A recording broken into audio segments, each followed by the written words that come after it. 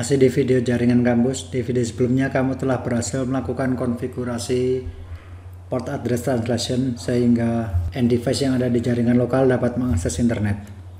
Kali ini kita akan melakukan konfigurasi static net, yaitu konfigurasi yang digunakan sehingga server yang ada di jaringan lokal dapat diakses dari luar. Akan ada dua hal yang akan kita kerjakan. Yang pertama adalah memastikan end device di jaringan lokal dapat mengakses server menggunakan IP privat.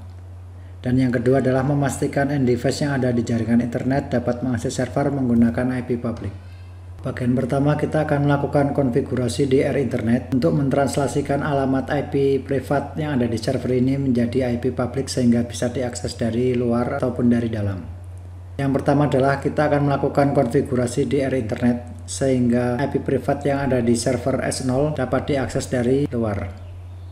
Buka terminal, masuk ke konfigur terminal. Untuk mentranslasikan ketikkan IP NAT inside source static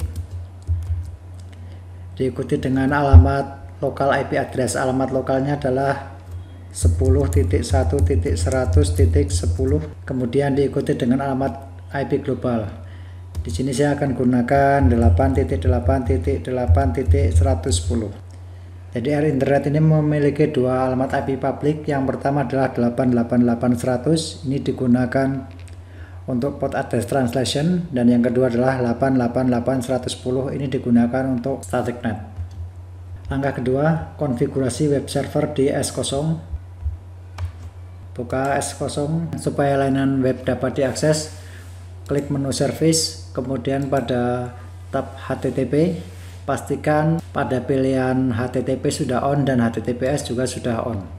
Berikutnya, ubah isi file index HTML menjadi selamat datang di jaringan kampus. Ya, pada bagian ini akan saya hapus. Saya ketikkan selamat datang di web kampus. Klik save, yes. Kemudian di part ketiga, supaya web server ini dapat diakses oleh jaringan internet, maka harus didaftarkan ke DNS server yang ada di jaringan internet. Klik di sini, klik service, kemudian DNS, namanya adalah www.kampus.com.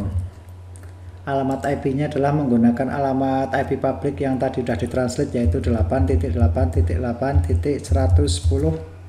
Tekan tombol add. Close. Pada bagian keempat, periksa konektivitas menggunakan web browser dari PC 0 ke S0 melalui alamat 88.110. Kita tambahkan satu buah PC di sini.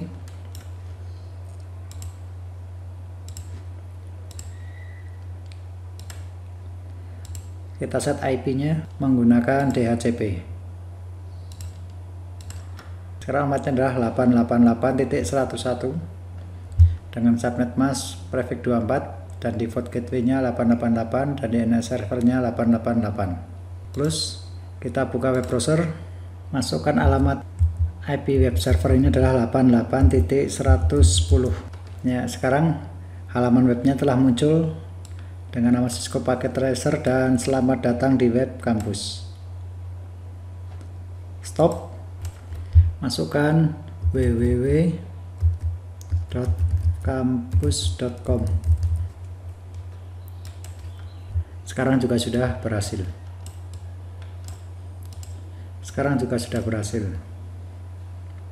Uji verifikasi yang ketiga adalah dari PC 1 ke S0 melalui alamat privat. Jadi dari sini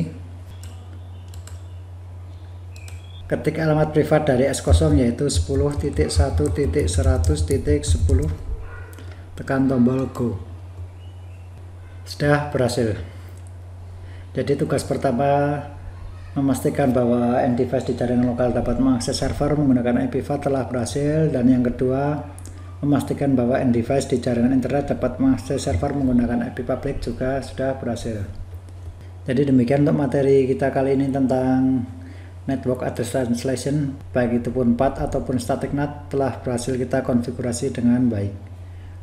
Untuk video selanjutnya kita akan mengkonfigurasi akses control list atau yang bisa disebut dengan ACL. Terima kasih.